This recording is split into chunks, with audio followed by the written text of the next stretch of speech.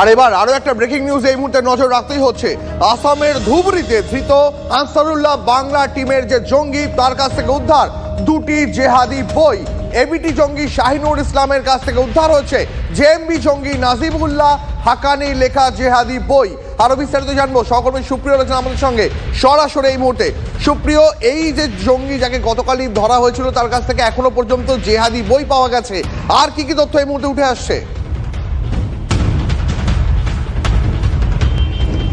দীপ, দেখো, তোমাকে প্রথমেই যেটা বলবো যে আসাম এসটিএফ তাদের যে অপারেশন প্রঘাত সেটা কিন্তু তারা এখনও কন্টিনিউ রেখেছে। এবং গতকাল আমরা যেটা দেখলাম যে অসমের ধুবড়ির বান্দবপাড়া থেকে শাহিনুর ইসলাম নামের একজন সন্দেহভাজন এবিটির সদস্য অর্থাৎ আনসারুল্লাহ বাংলা টিমের সদস্য, তাকে গ্রেপ্তার করে এবং তার কাছে তল্লাশি চালিয়ে বিভিন্ন ধরনের নথিপত্র এমনকি দুটি জেহাদি বই উদ্ধার হয়েছে।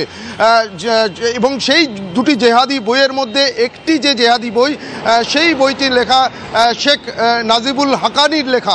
এবং এই যে নাজিবুল হাকানি, শেখ নাজিবুল হাকানি, যেটা এখনো পর্যন্ত আমরা সূত্র মারফত জানতে পারছি, সে 2020 সালে যার লেখা এই জেহাদি বইটি, সে 2020 সালে কলকাতা পুলিশের এসটিএফের হাতে গ্রেপ্তার হয়েছিল সন্দেহভাজন জামাতুল মুজাহিদিন বাংলাদেশের সদস্য হিসাবে, অর্থাৎ জেএমবি জঙ্গি সন্দেহে এই শেখ নাজিবুল হাকানিকে কলকাতা পুলিশের এসটিএফ গ্রেপ্তার করেছিল।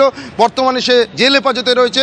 আর সেই শেখ নাজিবুল হাকানির লেখা একটি জিহাদি বই, সেটাই কিন্তু শাহিনুর ইসলামের কাছ থেকে উদ্ধার হয়েছে। এখন তদন্তকারীরা জিজ্ঞাসাবাদের মধ্যে দিয়ে যে বিষয়টা জানার চেষ্টা করছেন যে এই শাহিনুর ইসলাম সেও কি সংগঠনের জন্য রিক্রুটমেন্ট অর্থাৎ সদস্যদের নিয়োগ করার কাজ করতেন, আর যদি সেই কাজ করে থাকেন সেক্ষেত্রে এই যে জেহাদি বই তার কাছ থেকে উদ্ধার হয়েছে যুব সমাজকে উদ্বুদ্ধ করার জন্য বা জঙ্গি কার্যকলাপে যাতে তাদেরকে ইনভলভ করা যায় সেই কাজের জন্য এই জেহাদি বই ব্যবহার করা হতো কিনা সেটা যেমন দেখছেন। তার পাশাপাশি যেহেতু এই নাজিবুল্লাহ হাকানি সে জেএমবি জঙ্গি সন্দেহে তাকে গ্রেপ্তার করা হয়েছে, অর্থাৎ জেএমবির সঙ্গে তার যোগ ছিল। কোথাও গিয়ে তদন্তকারীরা যেটা মনে করছেন এই যে শাহিনুর ইসলাম, যাকে এবিটির সদস্য বা এবিটির সঙ্গে যোগ থাকার সন্দেহে গ্রেপ্তার করা হয়েছে, যে এই শাহিনুর ইসলাম সে কি ইতিপূর্বে জেএমবির সঙ্গে কোনো রকমভাবে যুক্ত ছিল কিনা বা জেএমবি সংগঠনের সদস্য ছিল কিনা। এই যে একের পর এক অভিযান এবং ধরপাকড় চলছে, ইতিমধ্যেই 10 জন গ্রেপ্তার হয়েছে, এই পরিস্থিতিতে কোনোভাবে সে কি জেএমবি ছেড়ে আনসারুল্লাহ বাংলা টিমের সদস্য হিসাবে কাজ শুরু করেছিল কিনা সেই বিষয়গুলো কিন্তু খতিয়ে দেখছে। তবে যে দুটি বই উদ্ধার হয়েছে তার মধ্যে একটি বই এই নাজিবুল্লাহ হাকানির লেখা, যে নাজিবুল্লাহ হাকানি জেএমবি জঙ্গি সন্দেহে 2020 সালে কলকাতা পুলিশের এসটিএফের হাতে গ্রেপ্তার হয়েছিল। এখন তার এই বই লেখা বইটিকেই কিন্তু ব্যবহার করা হতে কিনা এই সমস্ত বিভিন্ন দিক কিন্তু এখন খতিয়ে দেখছে তদন্তকারী আধিকারিকরা। অনেক ধন্যবাদ তোমাকে সুপ্রিয়, নজর রাখো।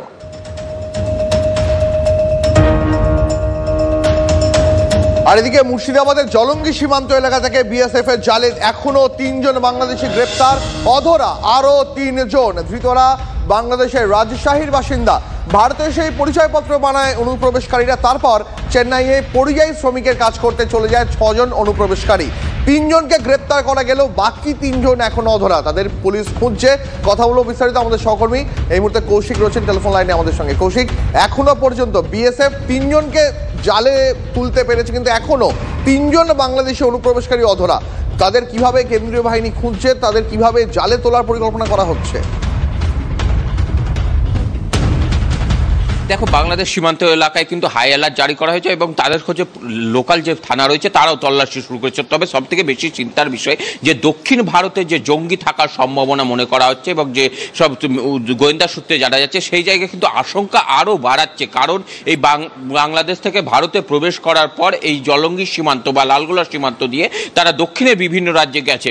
তবে বিভিন্ন নাশকতামূলক কাজ করার জন্য যেসব জঙ্গি গোষ্ঠী সক্রিয় হয়েছে সেই জায়গায় এই পয়েন্ট থেকে ঢুকে তারা রাজ্যে বিভিন্ন জায়গায় যেমন ছড়িয়েছে সেরকম বিভিন্ন রাজ্যেও ছড়িয়েছে, সেই জায়গায় আশঙ্কা বাড়ছে। পাশাপাশি এই যে অধরা 3 জন যে বাংলাদেশি অনুপ্রবেশকারী তারা যেভাবে পালিয়ে গেছে এখনো কিন্তু ওপারে কাঁটা তারে যেতে পারেনি এমনটা মনে করা হচ্ছে। তার মানে কি কৌশিক, কোথাও একটা কেন্দ্রীয় বাহিনী তারা কি এটা আঁচ করছে যে এই আরো 3 জন যারা এখনো অধরা তারা কি দুষ্কৃতিমূলক কাজকর্মে জড়িত থাকতে পারে এবং সেটা এখনো তারা এই দেশের বুকে বা এই বাংলার বুকেই করা চক্রান্ত করছে, নাকি তারা বাংলাদেশে পালিয়ে যেতে সক্ষম হয়েছে? দেখো, এখনো পর্যন্ত বাংলাদেশে পালিয়ে যেতে সক্ষম হয়নি তারা মনে করছে বিএসএফ এবং পুলিশ, সেই কারণ তারা তল্লাশি চালাচ্ছে। তবে তারা যে অন্য কার্যকলাপের সাথে যুক্ত ছিল সেটা মনে করছে গোয়েন্দা সংস্থা বা কেন্দ্রীয় বাহিনী। কারণ যেভাবে তারা পালিয়ে আসার ছক্কর ছিল, এখন যেভাবে ধরপাকড় চলছে অন্যান্য রাজ্যে বা দিল্লি বলো বা তামিলনাড়ুর মতো রাজ্যগুলিতে, সেই জায়গায় দাঁড়িয়ে ধরপাকড়ের ভয়ে তারা পালিয়ে যাওয়ার সম্ভাবনা করছিল। তবে যেভাবে যে তাদের যে কার্যকলাপ, জাল নথি করে ভারতে প্রবেশ করেছিল, বিভিন্ন নাশকতার ছক উড়িয়ে দেওয়া যাচ্ছে না। কারণ যে কেন্দ্রীয় গোয়েন্দা সংস্থা বা আসাম এসটিএফ এর হাতে ধৃত যারা রয়েছে তাদের থেকে কিন্তু যেসব তথ্য পাওয়া যাচ্ছে যে তারা দক্ষিণের রাজ্যে লুকিয়ে রয়েছে, আর সব থেকে বেশি দক্ষিণের রাজ্যে গিয়েছে এই বাংলাদেশি অনুপ্রবেশকারীরা মুর্শিদাবাদের লালগোলা সীমান্ত পার হয়ে বা জলঙ্গির সীমান্ত পার হয়ে। জলঙ্গির ক্ষেত্রে একটা বড় সমস্যা সেখানে হচ্ছে মেঠো পথ, যাতে অবাধে অনুপ্রবেশকারীরা প্রবেশ করে, আর এই পথটাকেই বেছে একেবারে মুর্শিদাবাদের এই যে ভৌগোলিক অবস্থান কৌশিক, সেটাও কিন্তু এই অনুপ্রবেশকারীদের বাড়বাড়ন্তের জন্য অনেকটা দায়ী। আমাদের সঙ্গে থাকা কৌশিক, তবে এই মুহূর্তে আমরা যোগাযোগ করেছি প্রাক্তন এনএসজি কর্তা দীপাঞ্জন চক্রবর্তীর সঙ্গে। দীপাঞ্জন দা, 6 জনের অনুপ্রবেশকারীর মধ্যে 3 জন বিএসএফ এর জালে ধরা পড়েছে, কিন্তু এখনো 3 জন অধরা, এবং কোথাও একটা সন্দেহ করা হচ্ছে যে তারা এখনো পর্যন্ত বাংলাদেশে পালিয়ে যেতে পারেনি, তারা এখানেই রয়েছে, এপারে বাংলাতেই রয়েছে, এবং এখনো কোনো দুষ্কৃতিমূলক কাজকর্ম তারা চালাতে পারে। কি বলবেন? হ্যাঁ, ওই 3 জনকে হয়তো ওই বাংলার প্রশাসন বা পুলিশ বা শাসক দল তারা জামাই আদরে রেখেছে, খুব তাড়াতাড়ি তাদেরও বৈধ পরিচয়পত্র তৈরি হয়ে যাবে, তারপর ভারতবর্ষের নাগরিক হয়ে ভারতবর্ষের রাষ্ট্রীয় সুরক্ষার জন্য ষড়যন্ত্র করবে। এটাই তো ভবিতব্য বাংলার। কারণ এটা তো এমন নয় যে 3 জন, এরকম হাজারে হাজারে হচ্ছে। আর করবেনটা কি আপনি বলুন? যেখানে সরাসরি ভাবে প্রশাসন মদত দেয় অনুপ্রবেশকারীদের বৈধ কাগজপত্র তৈরি করে দেয়, তাদের ভারতের নাগরিক বানিয়ে সারা ভারতবর্ষে সন্ত্রাসবাদী রপ্তানি করে, সেখানে তো এটাই হওয়ার। এটাই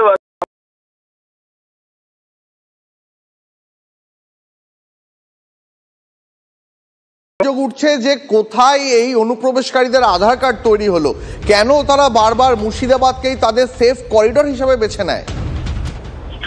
দেখুন, এটা আমি আপনাকে বারবার বলে দিয়েছি, আমি আবার বলছি যে আধার কার্ড কিন্তু একটা শেষ পর্যায়ের ডকুমেন্ট।